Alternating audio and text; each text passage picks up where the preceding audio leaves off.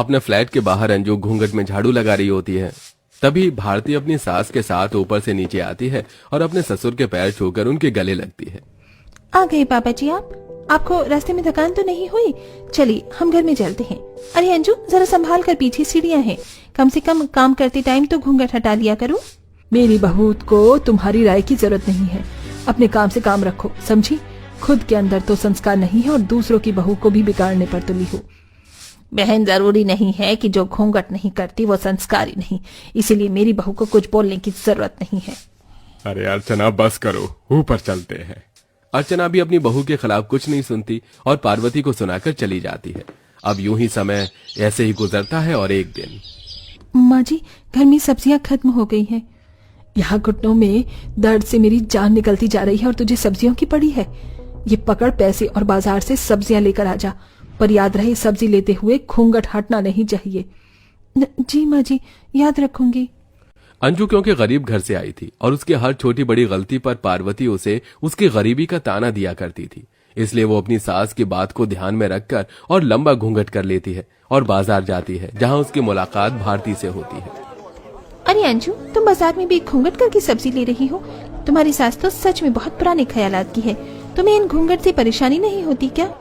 होती है, पर कुछ कर भी नहीं सकती। मैं गरीब घर से आई हूँ, अगर मुझसे गलती होती है तो माँ जी हमेशा मेरे माता पिता को सुनाना शुरू कर देती हैं। डरो मत, यहाँ तुम्हारी सास नहीं है, आ जाओ कुछ खाते हैं। इस तरह भारती अंजू को अपने साथ एक ठेले पर ले जाती है, जहां वो दोनों टिक्की खाती हैं और पहली बार अंजू बाहर अपना घूंघट उठाती है और उस दिन उसे बहुत अच्छा लगता है और इस तरह अंजू और भारती की दोस्ती हो जाती है। अब समय यूं ही गुजरता है और एक दिन, माँ हमारी बॉस ने हम सभी को अपनी वाइफ के साथ बुलाया है। एक छोटी सी पार्टी रखी है उन्होंने सभी एम्प्लॉइज के लिए। आज तक मैं तेरे पापा के साथ कभी बाहर नहीं गई और तू बहू को अपने साथ ऑफिस पार्टी में ले जाना चाहता है। अगर बहू बाहर गई तो वो घूंघट में ही जाएगी। माँ अंजू बाहर जाएगी तो उसका घूंघट हटाना ही पड़ेगा। अगर घूंघट हटाना है तो बहू बाहर नहीं जाएगी। तू अपने ऑफिस वाले से कह देना तेरी बीवी मायके गई है। पार्वती अंजू को बाहर भेजने से साफ साफ मना कर देती है और ये चीज पवन को बहुत बुरी लगती है। पर पार्वती वहां से बाहर जाती है तो देखती है कि उसके सामने से भारती अपने पति विवेक के साथ हाथों में हाथ डाले सीढ़ियों से उतरती हुई कार में बैठकर बाहर घूमने के लिए चली जाती है। और यह देख पार्वती को गुस्सा आता है और वो अपनी बहू से अंदर जाकर कहती है, अभी वो बेशरम ऊपर वालों की बहू कैसे हाथों में हाथ डालकर अपने पति के साथ घूमने गई है। आग लगे ऐसे मॉडर्न जमाने को, बेशर्मी की भी हद होती है। बताओ कैसे दोनों पति पत्नी हाथों में हाथ डाले सभी के सामने से चले गए। पर बहू तो इनको ऐसे देख कुछ करने की सोच मत लेना। एक बार फिर पार्वती अपनी बहू को सख्त हिदायत देकर वहां से अपने कमरे में चली जाती है। समय यूं ही बीतता है और एक दिन छत पर अंजू घूंघट में कपड़े सुखा रही होती है और मॉडर्न बहू एक्सरसाइज कर रही होती है। ये क्या अंजू, तुमने अभी भी घूंघट किया है? गर्मी नहीं लगती क्या तुम्हें? कुछ देर के लिए तो घूंघट हटा दो। नहीं भारती, अगर ये घूंघट हट गया तो माँ जी मुझे घर से निकाल देंगी। वैसे मुझे तुम्हारी एक छोटी सी मदद चाहिए। मुझे समझ नहीं आ रहा मैं अपने पति के साथ कैसे बाहर जाऊं।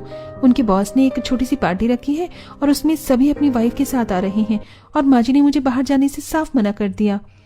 बस इतनी सी बात?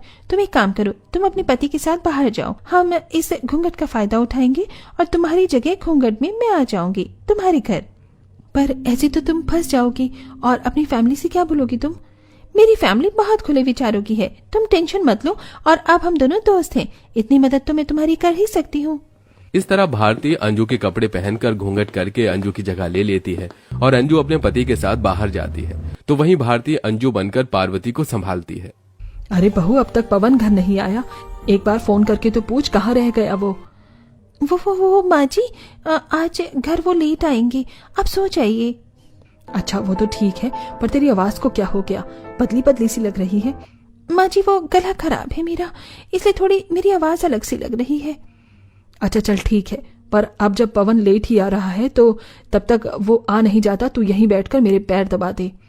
कितनी शातिर और खड़ूस है आंटी जी, कितनी नजर रखती है बहू को, तो अकेला छोड़ती ही नहीं है, पर दोस्ती तो निभानी पड़ेगी मुझे। इस तरह भारती अंजू बनकर घूंघट में वहीं बैठ जाती है और पार्वती के पैर दबाने लगती है। वहीं अंजू अपने पति के साथ बिना घूंघट के आजादी के साथ पार्टी एंजॉय करती है। पार्टी में उसके साथ डांस भी करती है और खूब एंजॉय कर कार में कुछ देर में घर के बाहर आती है और भारती को कॉल कर बाहर बुलाती है। बहाने से भारती बाहर आती है और अंजू के आते ही दोनों अपनी अपनी जगह ले लेती हैं और सीढ़ियां चढ़कर भारती ऊपर अपने ससुराल जाती है। आ गई अपनी दोस्त की मदद करके, चलो अब तुम भी आराम कर लो, बहुत थक गई होगी। हाँ, थक तो गई हूँ मैं। पता नहीं पार्वती आंटी को अकल कब आएगी, उनको संभालना बहुत मुश्किल है। भारती और उसका परिवार खुले विचारों का था। वो हर कदम पर भारती का साथ देते थे, पर अंजू अब भी अपनी सास से परेशान रहती है और हर समय घूंघट में ही रहती है। समय यूं ही बीतता है और एक दिन परेशान अंजू सीढ़ियों पर घूंघट में भागती हुई ऊपर आती है और भारती से मदद मांगती है। भारती, मुझे तेरी एक मदद चाहिए। मेरी माँ बहुत बीमार है और माँ जी मुझे जाने नहीं देंगी। क्या तुम मेरे बदले कुछ देर मेरी जगह ले सकती हो? हाँ बहू, क्यों नहीं। भारती बहू, तू अंजू की जगह ले ले, बेचारी बहुत परेशान है। और बहू, तुम अपनी माँ से मिलकर जल्दी आने की कोशिश करना। Thank you so much aunty ji, आप बहुत अच्छी हैं और तुम्हारा भी शुक्रिया भारती। अर्चना खुद भारती को अंजू की जगह लेने के लिए कहती है और अंजू अपनी माँ से मिलने के लिए चली जाती है। अब भारती अंजू की तरह कपड़े पहनकर घर में घूंघट में रहती है और घर के काम कर रही होती है। इस घूंघट में घर का काम करना कितना मुश्किल है। मैं तो चाह कर भी घूंघट नहीं हटा सकती।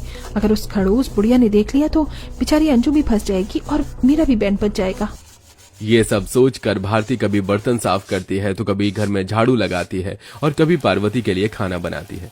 वहीं अंजू अपनी माँ की सेवा करती है और शाम तक उनकी तबीयत में सुधार होता है तो वो वापस चुपके से अपने घर आ जाती है और अपनी जगह ले लेती है और भारती ऊपर चली जाती है। समय यूं ही बीतता है और एक दिन पवन और अंजू भारती और विवेक के पास सीढ़ियां चढ़कर ऊपर आते हैं और उनसे कहते हैं, भारती, तुमने कई बार मेरी बीवी की मदद करी है, बस एक आखिरी बार और मदद कर दो। मेरे साले की शादी है और माँ जी अंजू को बिना घूंघट के कमरे से बाहर नहीं जाने देती। शहर से बाहर जाना तो दूर की बात है, हम कल शाम तक घर वापस आ जाएंगे, बस एक दिन की बात है। अंजू, तुम्हारी सास को संभालना मेरे लिए बहुत मुश्किल हो जाता है, तो तुम जल्दी आना। अंजू के फोर्स करने पर भारती उसकी बात मान जाती है और अंजू अपने पति के साथ अपने भाई की शादी अटेंड करने के लिए निकल जाती है और भारती अंजू की गैर मौजूदगी में घूंघट का फायदा उठाती है और पार्वती के घर अंजू की जगह ले लेती है। तभी अचानक से पार्वती की सास आ जाती है। अरे माँ जी, आप यहाँ अचानक, पहले बता देती तो मैं पवन को शहर ही नहीं जाने देती। चलिए कोई बात नहीं, अब आप आ गई हैं तो आराम कीजिए। बहू, खड़ी खड़ी देख क्या रही है, अपने संस्कार भूल गई क्या? घूंघट थोड़ा लंबा कर और अपनी दादी सास के पैर छू और उनके लिए कुछ नाश्ता पानी बना कर ला। अरे नहीं नहीं बहू, इन सब की जरूरत नहीं है।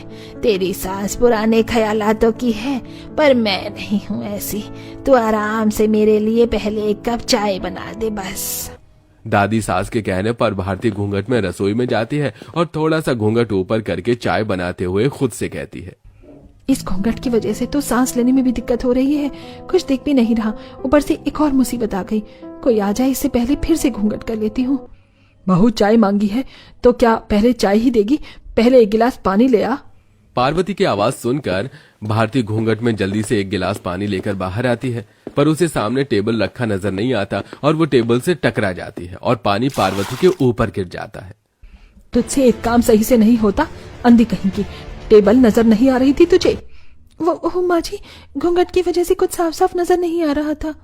कोई बात नहीं बहू, तुम जाओ चाय ले आओ। डरी घबराई भारती जल्दी से रसोई में जाती है और चाय बनाने लगती है। वहीं अंजू अपने भाई की शादी में खूब नाचती है और एंजॉय करती है। लेकिन अब भारती जैसे ही चाय छानने लगती है, लाइट चली जाती है, जिस वजह से भारती मोमबत्ती जलाती है, पर लंबा घूंघट होने की वजह से उसके घूंघट में आग लग जाती है और वो जोर जोर से चिल्लाने लगती है। उसकी आवाज सुनकर पार्वती और दादी सास रसोई में आती हैं और जल्दी से दादी सास उसका घूंघट उठाकर जल्दी से पानी डालती हैं, पर अंजू की जगह भारती को देख पार्वती भारती से बोलती है, भारती, तू यहाँ कैसे?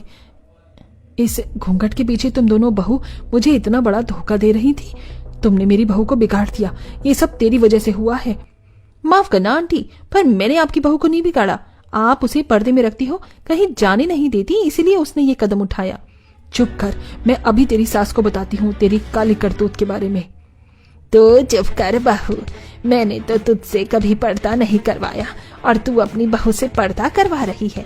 अगर तू इतनी पाबंदी रखेगी तो बहू एक पर्दे के ऊपर दूसरा पर्दा तो लगाएगी ही ना।